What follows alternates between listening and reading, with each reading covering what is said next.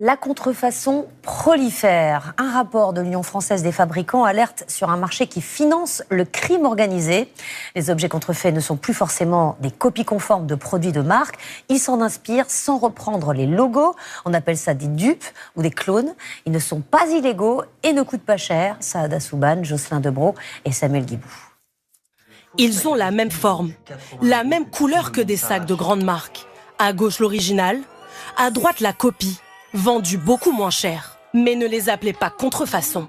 Désormais, on dit dupe, dérivé de l'anglais duplicate. Contrairement à une contrefaçon classique, ici le logo de la marque copiée n'apparaît pas. Sur Internet, de nombreux influenceurs font la promotion de dupes, notamment pour les cosmétiques. On a ensuite Max & More qui a sorti toute une gamme de blush en stick qui sont les dupes de ceux de chez Fenty. Les parfums aussi sont imités. En caméra cachée, nous sommes allés dans une célèbre boutique. Ici, presque toutes les senteurs sont des dupes, un argument de vente. Le Prada, en fait, il y en a deux qui sont en bleu. J'en aurais un autre à vous proposer qui sent bon aussi, c'est un dupe de Yves Saint Laurent.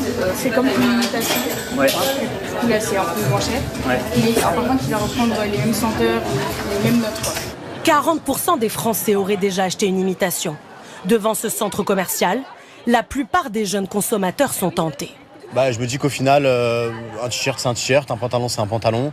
S'il y a le logo en moins mais que c'est ce que je voulais, ça me dérange pas tant que ça. Il y a certaines marques qui sont assez chères, alors qu'il y a des plus petites marques qui proposent la même qualité de produit. Donc des fois, je trouve que c'est intéressant de se tourner pour ce genre de produit, en tout cas aller vers les dupes. Les entreprises peuvent-elles faire interdire ces copies? Pas si simple. Elles doivent démontrer, produit par produit, l'atteinte à leur propriété intellectuelle.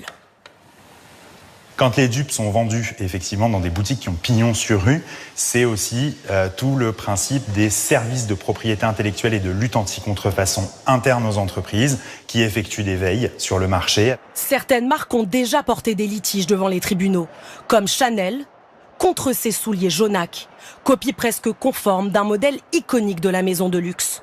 Jonac a perdu ce procès et a été condamné à verser à Chanel 180 000 €.